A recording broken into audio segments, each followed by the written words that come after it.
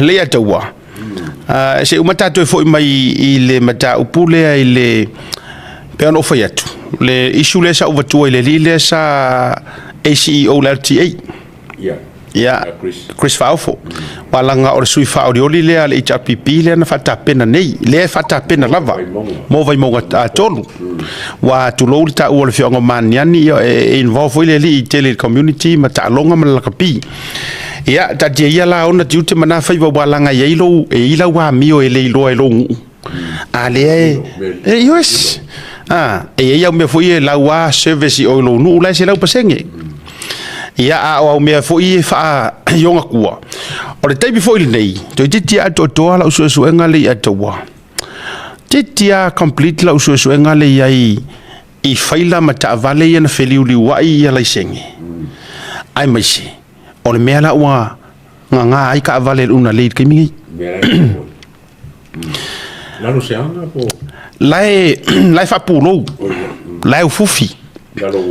o lau fufi fo I se tasi o fale se compagnie se tasi fo tamali na ona o fa tata tu fa pena lai fa pulo ina ta vale ia tolu ta vale na fa pulo nga o le sta vale lai le sta mali ia a o le pick up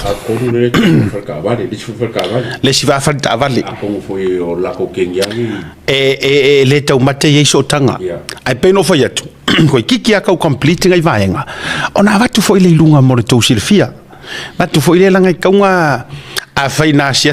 pe wo ye sia singa le pe le yo ye po la tu langa ye watauna ne tatu vai e pengo foi aku o lea ua whaamolo au wak foi lava le so enga o pusa pipi ma menga mai pusa moinga mai kukuila I meo aisa fea ua o yei ngā mea e le si whaka avale foi le nga kako avakua foi lunga koi ngā skaid ka avale aia whapea le yei foi sitasi o matai mai I le au waa ia matulanga o mawhapena nga o le avaku nga le mai e lunga ngimo le lopo feu o yei ngai le foi lai I le case le una le ia le awa o mai le faila ai mana tua mai ta sile vai nga le a FIA le uso le fa maro lo mai nga o ye mo lunga tonu le LTA ya ma le fa li winga o ka vale ma fa li winga ownership la o ye ka FIA o ka lange ke o ko kilo mai fa o se ko se ke me nga nga o ko pelle swinga o ko pelli unga tai bi foi nei lo o fionga le pule sili ia o tele lopo wal matanga luenga le LTA o nga luenga ele se mingi skar ka mingi la o ko foi la lo le fionga Palemene ma tua langa le fionga toi rupe le sa fionga I ma le LTA nga luenga te tele o ia la la fa urulu o si o ka ko LTA li fa mo si so ma po si o tatu LTA nei termine fa mo le tatu producer ma sei ia alpha oi se Tio Malu Malcolm fa fonga mai lo fionga fa mo le le taru sanga ua nei to ye ni fesu ye inga o faila ma le stala le na wa ye ma te tau fo na ta mau nei te mi ia alpha fonga mai fo ile board ala LTA o le ua o mai ate au le tatu te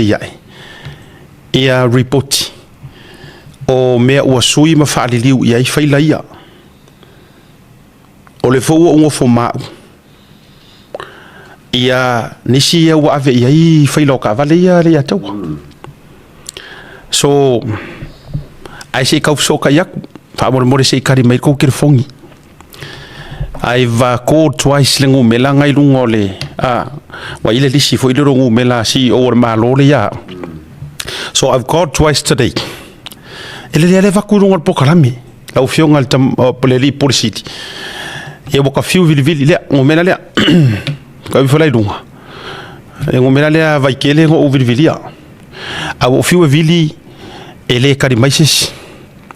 e ala auto tam fayet fo tayao fa mole but I have evidence ai le fa karkarangoa ma soka ika ko information maybe help to avoid to investigations ngai fa o o le meleanga lo kuria ko se sia le susu ele ka polengi la fa pulo we ka vale ko ru la fa pulo le si ai ka si des ka vale la fa pulo le si di mar piki ap nga o ko ave feru ile ile o polo le ku e o vai le ye sa mga ko ka vale mangi ka ngoi la lo ka la le se ka vale le le ata we le se ka vale la lo le ka la lo nga lo la ngali pa singo ngai le se mea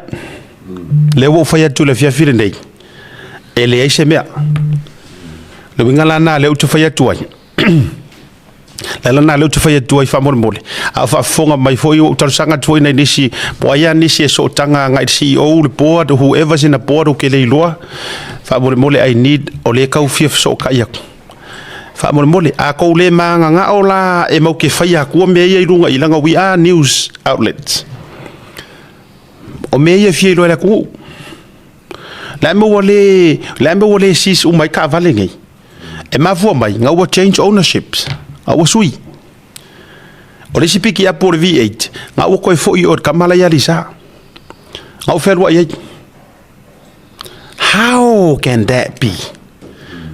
e fa fe le ya ka o le se investigate la lo money laundry e fa fe ko fa fo i a se ka ye i kanga ka ye o le ka nga sis uma me uma a se kalmano ya mortengi ya le la o fe kor fa iso le o ko fe ki kiro boy esa o le ya ale o te vai atu ya le na ai la ko kam fe ka hau na go le pong sa o le la ka le hongo ngai le atu ta hau I will try my best again e ko contact fa mo la go lo ke fi sitting o le o mai fa mau nga o mai le media kai loa fa fe kaya o le ai mako media o le fa ma fa le va faire lo e kau pre-war na ku mo le atu ona fa to vai sa ora observa ngai sa wo sinka mai me liki lele mai lunga ar malo alanga o le ai le yo a o foi media ki kele New Zealand le ai ma se me ko ka fia ai langa e mo o te mana o e se i fa so kai mo ko office se mai sa ko sa nga pe ai sa o ko foi eles ka valer kamale na piki apura o ko fero wa ia ia nga tatu vai tatu wa ai mangi me o karo ka ngai leo ya or vai ngara na ile case le life amalolo ia le leo Chris ia ai afo ai lo malanga kusikar sanga le ko le kar sanga foi le instead o le terminate ai manga o afo e fa ma vai alo ia fa mama onga olanga reason la ai o lai fa mo ka war finga palok that's right tole it's more than that Malesi iya Malesi la mea o le ale fa langinga o le ale fa langinga o le Palemene o le fo ilo la ko kiuki o la ko le o loa makers esa o ria tu o le Palemene o loa makers o le ala break o ele loa ila unga ruenga ai manga o e sa we aru e kainga mali ele alu e fia lo maker vai la o lo lokor nga le ngai me rea e ke le fa maongi o kiuke corrupt ko ngora unga ruenga ai e fa o yoi ma manga o e masinga vangoa inga ia ka ulele yai o e ke ai anu ngai la fa nga palo ka e malo ngai sa ule pronounce o le law maker. Are you really a lawmaker or are you a law breaker or a law breaker? Ai tatou le leanga. Ai wang fai le me sanga ba, ai fai si foi kaka fape. Le singa wang fai me le wa nga kisi la fia sa pai foi sis. Mo sa o mai. Ya wa foi ranga lai o popole langa monko, ra for pa ki de lenga ir ka ka nga roka ngi ala ku fai puri samo. Aki le chapipi. E wa vai. Yolena. So more to come on that issue.